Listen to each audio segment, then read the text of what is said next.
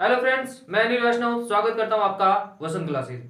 आज की क्लास में हम अध्याय 5 तत्वों के आवर्त वर्गीकरण के कुछ महत्वपूर्ण प्रश्नों के ऊपर चर्चा करेंगे और इनके माध्यमिक शिक्षा बोर्ड में पूछे जाने की भी संभावना है। तो चलिए शुरू करते हैं। पहला प्रश्न है, कोई उप कोई दो उप धातु के नाम लिखिए। तो अगर आपको आधुनिक आवर्त सारणी अच्छी तरीके से आ रही हो तो आप कोई भी दो उप धातुएं लिख सकते हो। टोटल 7 उप धातुएं होती हैं, मैं नाम लिख देता हूं।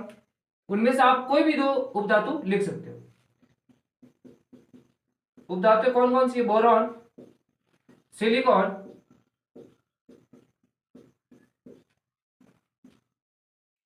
जर्मेनियम, आर्सेनिक,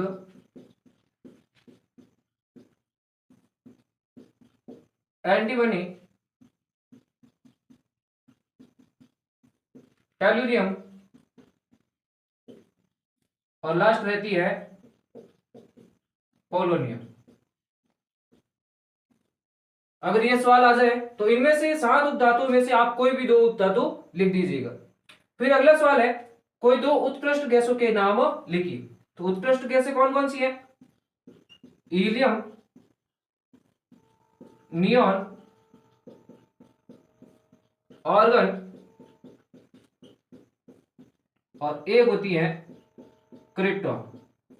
ये क्या होती है? उत्कृष्ट गैसें होती है। अगर उत्कृष्ट गैसें न लिख के इसकी जगह कुछ दूसरा नाम भी आ सकता है, जैसे कोई दो नोबल गैसों के नाम लिखिए, अक्रिय गैसों के नाम लिखिए, तो वो इनका आंसर यही है, हीलियम, नियॉन, ऑर्गन और क्रिप्टॉन। ये अक्रिय गैसें होती है, यानी कि ये किसी के साथ क्रिया नहीं करती, इनको बल्ब वगैरह में डाला जाता है। फिर अगला प्रश्न है, मेंडेलीव के समय ज्ञात कुल कितने तत्व थे? तो मेंडेलीव के समय कुल कितने तत्व थे? 63 तत्व थे। तो इसका आंसर हो जाएगा 63 तत्व। ठीक। अगला प्रश्न है, न्यूलैंड के समय कुल तत्वों की संख्या कितनी थी? तो न्यूलैंड जब आया था, इसके बारे में जानकारी दी थी अपने आवर्त सारणी के बारे में, तो उस समय 56 तत्व थे। ठीक, तो इसका आंसर हो जाएगा 56 तत्व। पांचवा प्रश्न है, परमाणु के किसी कोष में इलेक्ट्रॉन की अधिकतम संख्या ज्ञात करने का सूत्र क्या है? तो नील्स बोर नामक वैज्ञानिक ने इलेक्ट्रॉन ज्ञात करने का सूत्र दिया था, वो है 2n²।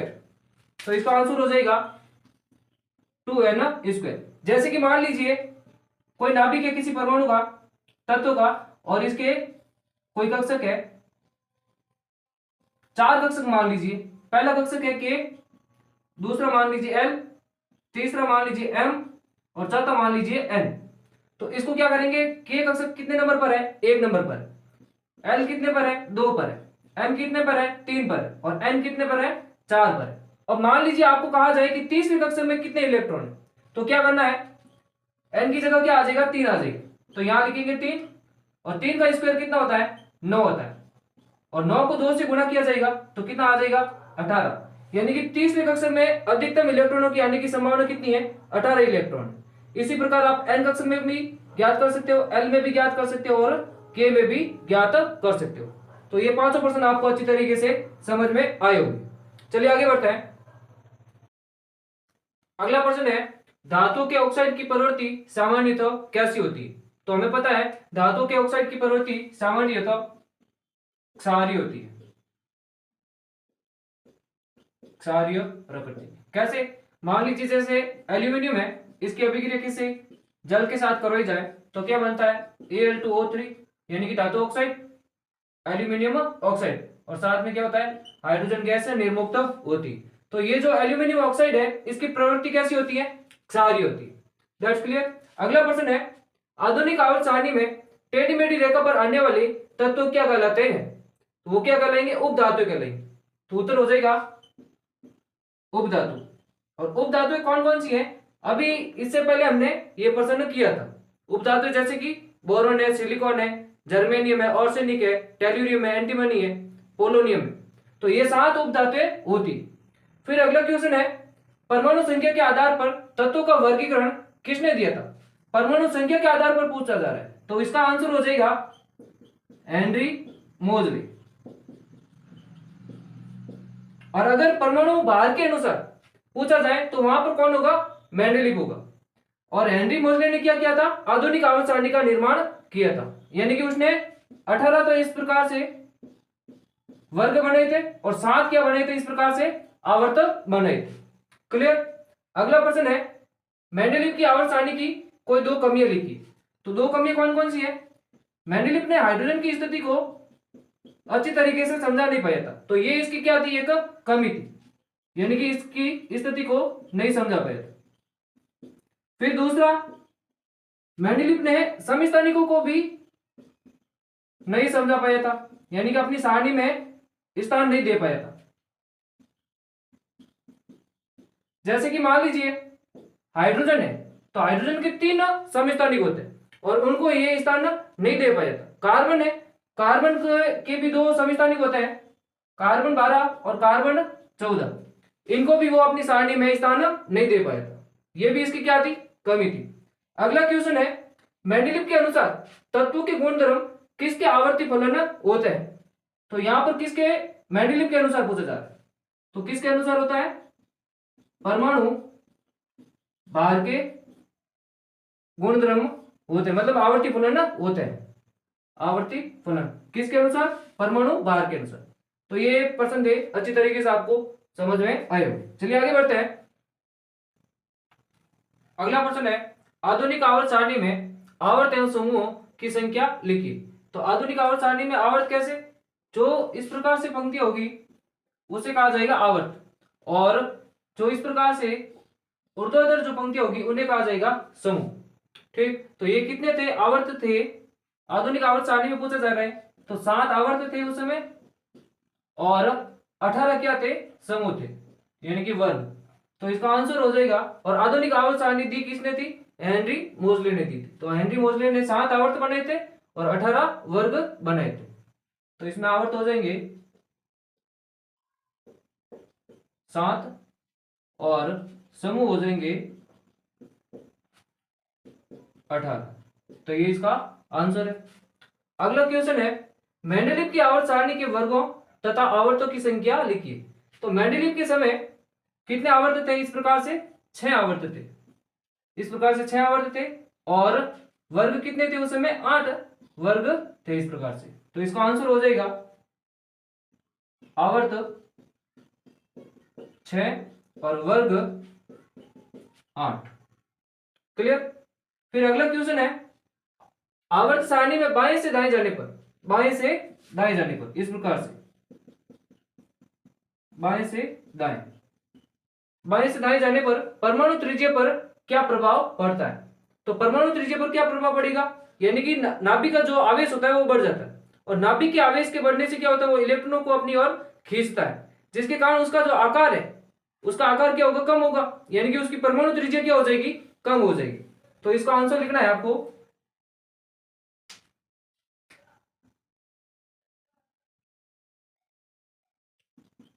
नाभिक में, नाभिक के आवेश के बढ़ने पर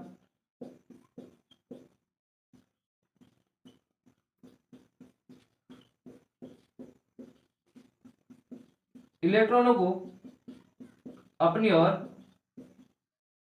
खींचता है, जिससे परमाणु त्रिज्या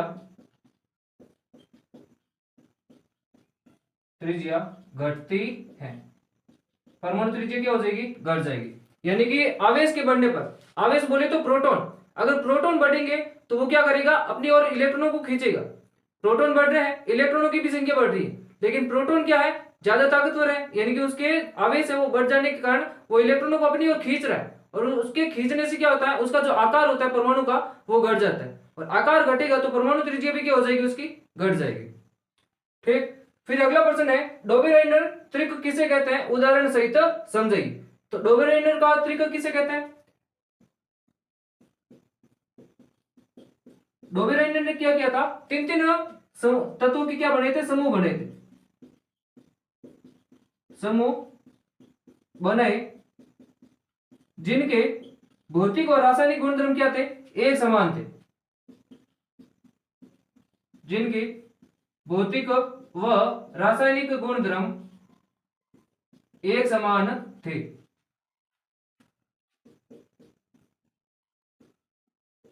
जिन्हें डोबेराइनर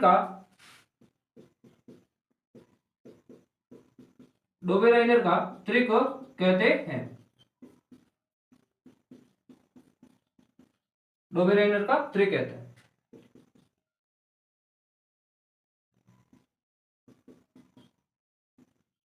यानी कि समूह में जो बीच वाला तत्व है, समूह में बीच वाले तत्वों का परमाणु द्रव्यमान अन्य दो तत्वों के परमाणु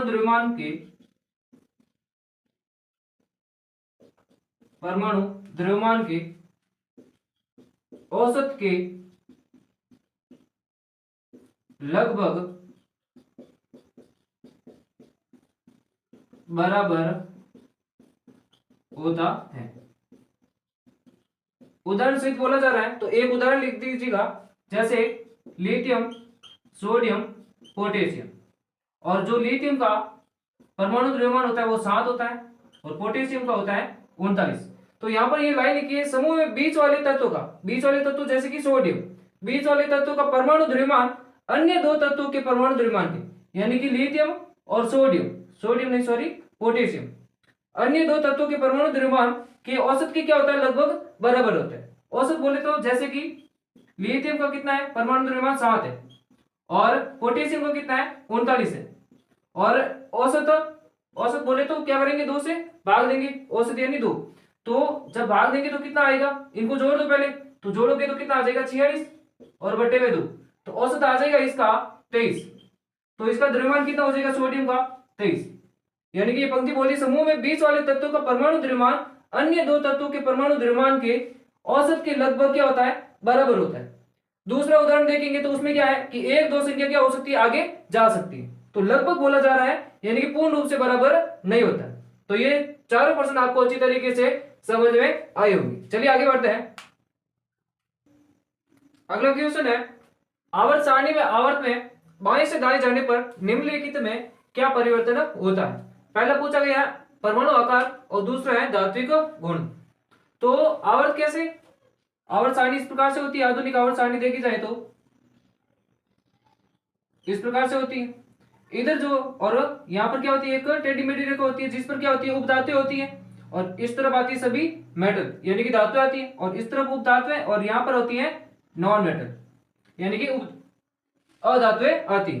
तो यहाँ पर पूछा गया है परमाणु आकार का।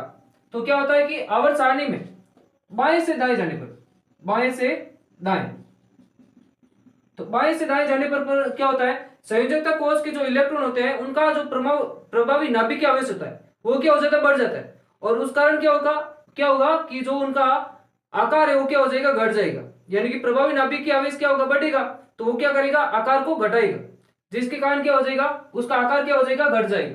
तो उत्तर लिखना है आपको, आवर्त में बाएं से दाएं जाने पर परमाणु आकार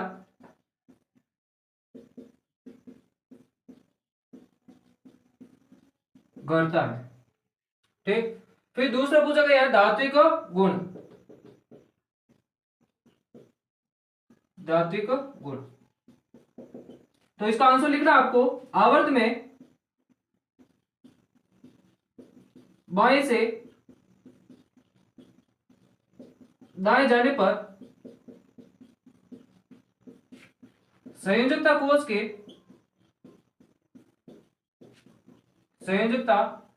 के इलेक्ट्रॉनों की संख्या पर प्रभावी नाभिकीय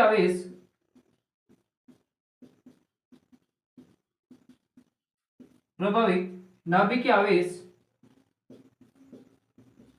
बढ़ जाता है,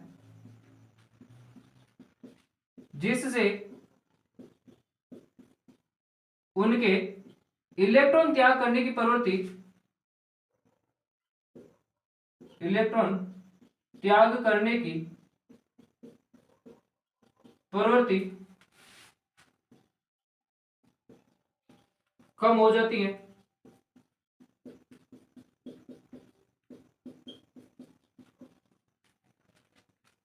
अर्थात धात्विक गुण क्या हो जाता है उनका, कम हो जाता है। अर्थात धात्विक गुण कम हो जाता है। ठीक, देखिए पहला है परमाणु आकार है, बाएं से दाएं जाने पर आकार क्या हो जाता है, घट जाता है। आकार क्यों घटा, क्योंकि प्रोटॉनों की जो आवेश की जो शक्ति है, यानी कि नाभिक आवेश, उसके बढ़ जाने के कारण क्या होता है, वो इलेक्ट्रॉनों को अपनी ओर खींचता है। और जैसे जैसे ये प्रभावी नाभिक आवेश बढ़ेगा तो वो इलेक्ट्रॉनों को क्या करेगा, अपनी ओर खींचेगा, तो उसका आकार क्या हो जाएगा, कम हो जाएगा। तो पहला हो गया परमाणु आकार क्या हो जाता है, घट जाता है। दूसरा है धात्विक गुण। तो संयोजकता कोष के जो इलेक्ट्रॉन होते हैं, उनके ऊपर जो प्रभावी नाभिक आवेश है ये भी क्या होता है, बढ़ जाता है। तो उनके इलेक्ट्रॉन त्याग करने की जो प्रवृत्ति होती है वो क्या हो जाती है, कम हो जाती है। तो धात्विक गुण क्या हो जाएगा, उनका कम हो जाएगा। अच्छी तरीके से ये आपको समझ में आया होगा। चलिए आगे बढ़ते हैं। अगला क्वेश्चन है, न्यूलैंड का अष्टक नियम क्या है। न्यूलैंड के अष्टक नियम की क्या सीमाएं हैं। सीमाएं बोलो तो या कमियां बोलो तो दोनों एक ही वर्ड है। तो न्यूलैंड ने क्या किया था, डोबेराइनर के जो बाद वैज्ञानिक आए थे वो न्यूलैंड थे। न्यूलैंड ने क्या बताया कि जब 56 तत्वों को उनके परमाणु द्रव्यमान के बढ़ते हुए क्रम में व्यवस्थित किया जाता है, तो जो 8वें तत्व का जो गुण होता है वो पहले तत्व के गुण की क्या होता है, एक समान होता है। और इसकी तुलना उसने किससे की थी, संगीत के सुर से की थी। और संगीत के सुर कितने होते हैं, 7 होते हैं। और जो 8 आता है वो पहले तत्व के गुण की क्या होगा, एक समान होगा। इसलिए यहां पर नाम हुआ है न्यूलैंड के अष्टक नियम। तो न्यूलैंड का अष्टक नियम क्या होता है, न्यूलैंड का अष्टक नियम। न्यूलैंड के अनुसार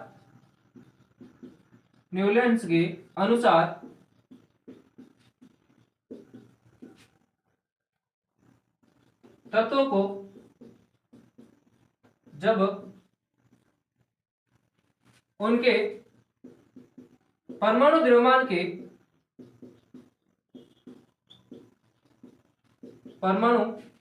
के बढ़ते हुए क्रम में व्यवस्थित किया जाता है,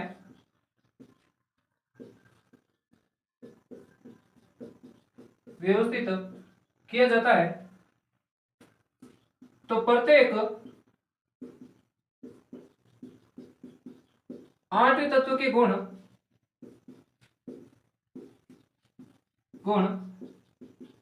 पहले तत्व के गुणों के एक समान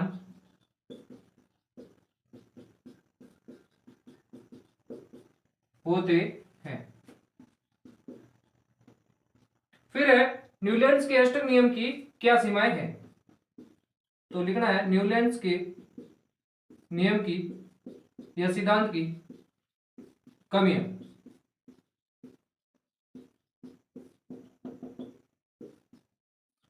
उसकी कमियां क्या थी कि मतलब जो ये न्यूलैंड का जो अष्टक नियम है वो केवल 56 तत्वों तक ही लागू हो पाता है, यानी कि वो कैल्शियम तक ही लागू हो पा रहा था, हल्के तत्वों के लिए ही लागू हो पा रहा था। और न्यूलैंड ने क्या सोचा कि मेरे द्वारा जो 56 तत्व है इसके बाद कोई नया तत्व नहीं आएगा, केवल 56 तत्व ही रहेंगे। तो ये भी उसकी क्या थी, एक कमी थी। और उसने क्या किया था कि जो असमान गुण वाले होते हैं तत्व उनको भी एक साथ में रख दिया था, एक समूह में रख दिया था, जैसे कि कोबाल्ट और निकल। तो यहाँ पर हमें कुछ असमान जो कमियां हैं या और भी कमियां हैं वो लिखना होगा। तो पहली कमी आप लिख दीजिएगा, यह सिद्धांत कैल्शियम तक ही लागू हो पाता है। ये कमी ये हो गई। दूसरी कमी लिख दीजिएगा, न्यूलैंड के अनुसार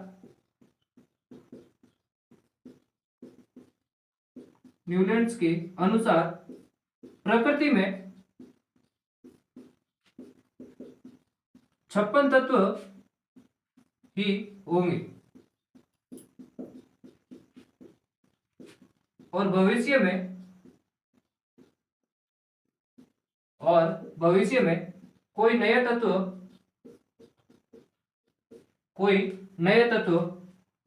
नहीं आएगा।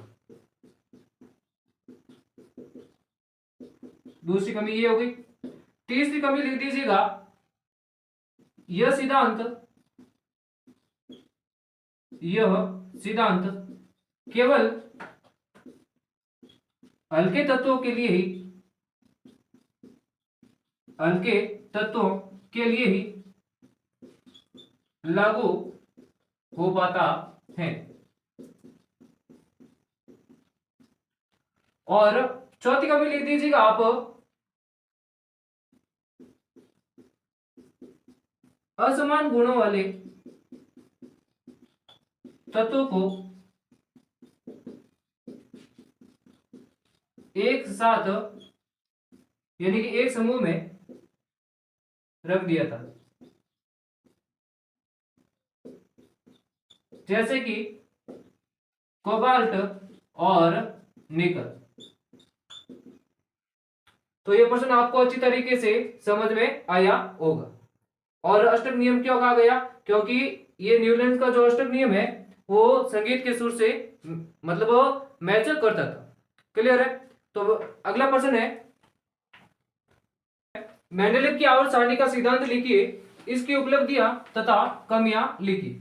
तो मेंडेलीव की आवर्त सारणी का सिद्धांत क्या था कि जो तत्व थे यानी कि जो उनके भौतिक एवं रासायनिक गुण होते हैं वो मतलब आवर्ती फलन होते हैं। एक परमाणु द्रव्यमान की क्या होता है? आवर्ती फलन होते हैं। यानी कि निश्चित समय के बाद जब तत्व वापस आता है तो उनके भौतिक एवं रासायनिक गुण है उनके परमाणु द्रव्यमान की क्या हो जाएंगे? आवर्ती फलन हो जाएंगे, यानी कि वो रिपीट होते हैं। न्यूलैंड ने भी ऐसा ही किया था।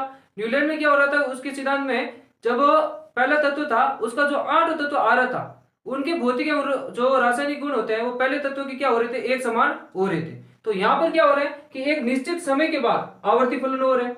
तो लिखा देखिए, तत्वों के भौतिक एवं रासायनिक गुण उनके परमाणु द्रव्यमान के आवर्ती फलन होते हैं, यानी कि निश्चित समय के बाद क्या होते हैं? एक समान होते हैं। तो ये था उनका सिद्धांत। उसकी उपलब्धि क्या थी? मेंडेलीव ने प्रथम बार तत्वों को, उनके जो 63 तत्व थे उनको मतलब उसने 6 आवर्त तथा 8 वर्गों में व्यवस्थित किया था। ये उनकी क्या थी? एक उपलब्धि थी। और उसने कुछ भविष्यवाणी भी की थी, यानी कि तत्वों के लिए भविष्यवाणी कैसे की कि मतलब कुछ रिक्त स्थान छोड़ दिए थे, अपनी आवर्त सारणी में रिक्त स्थान छोड़ दिए थे। और उसने बताया कि यहाँ पर कुछ तत्व आएंगे भविष्य में, जैसे कि सिलिकॉन है, जर्मेनियम है, गैलियम। तो ये भी उनकी क्या थी? एक उपलब्धि थी। तो यहाँ पर लिखा है, मेंडेलीव की आवर्त सारणी में प्रथम बार तत्वों को 6 आवर्त और तथा 8 वर्गों में व्यवस्थित किया गया। और दूसरी, मेंडेलीव की आवर्त सारणी में अज्ञात तत्वों के लिए रिक्त स्थान छोड़ दिए गए थे, जैसे कि सिलिकॉन है, गैलियम और जर्मेनियम। इनके लिए उसने क्या किया था? रिक्त स्थान छोड़ दिए थे। अब रही बात उनकी कमियां, तो कमियां क्या थी? पहली कमी थी उनकी हाइड्रोजन की स्थिति, यानी कि वो हाइड्रोजन की स्थिति को समझा नहीं पा रहे थे। क्यों नहीं समझा पा रहे थे? क्योंकि हाइड्रोजन है जो क्षार धातुओं की भांति कार्य करता था। जैसे हाइड्रोजन ऑक्सीजन से क्रिया करता तो क्या बना लेता था? जल बना लेता था। तो क्षार धातु है वो भी क्या करती है? जब ऑक्सीजन से क्रिया करती है तो क्या बनाती है? सोडियम ऑक्साइड बनाती है। और जब ये हाइड्रोजन है हैलोजन तत्वों के साथ क्रिया करता है तो क्या बनाता है? हाइड्रोजन क्लोराइड है। और ये क्षार धातु ये क्या बनाती है? नमक का निर्माण करती है, सोडियम क्लोराइड। और ये हाइड्रोजन है सल्फर के साथ क्रिया करता है तो हाइड्रोजन सल्फाइड। सोडियम है वो सल्फर के साथ क्रिया करता है तो सोडियम सल्फाइड। यानी कि हाइड्रोजन कुल मिलाकर है वो क्षार धातु की भांति कार्य करता है। तो ये मतलब स्थिति को समझा नहीं पाए थे। दूसरी कमी क्या थी उनकी कि वो समस्थानिकों को स्थान नहीं दे पाए थे। जैसे कि हाइड्रोजन है, हाइड्रोजन के 3 समस्थानिक होते हैं। कौन कौन से? प्रोटियम, ड्यूटेरियम और ट्राइटियम। तो उनको वो स्थान अपनी सारणी में नहीं दे पाए थे। कार्बन है, कार्बन 12 भी होता है और कार्बन 14 भी होता है। तो इनको भी वो अपनी सारणी में मतलब स्थान नहीं दे पाए थे। तो ये इनकी क्या थी? एक कमी थी। तीसरी कमी की बात की जाए तो मतलब कुछ तत्व ऐसे थे जो उनके सिद्धांत की पालना नहीं कर रहे थे, उनके नियम की पालना नहीं कर रहे थे। जैसे कि कोबाल्ट है तो कोबाल्ट का परमाणु द्रव्यमान होता है 58.9 और निकल होता है, निकल का कितना होता है? 58.7। तो कोबाल्ट है वो पहले रख दिया था और निकल बाद में रख दिया था, यानी कि वो परमाणु द्रव्यमान के बढ़ते हुए क्रम को मतलब पालना नहीं कर रहे थे, उसके नियम की पालना नहीं कर पा रहे। तो ये इनकी उपलब्धियां थी, सिद्धांत था और कमियां थी। तो ये प्रश्न आपको अच्छी तरीके से समझ में आ गया होगा। इसी के साथ आज की क्लास यहीं पर समाप्त करते हैं और मिलते हैं नेक्स्ट क्लास में। तब तक हमारे साथ बने रहिए, हमारे वीडियो को लाइक करें, शेयर करें, सब्सक्राइब करें। धन्यवाद। जय हिंद।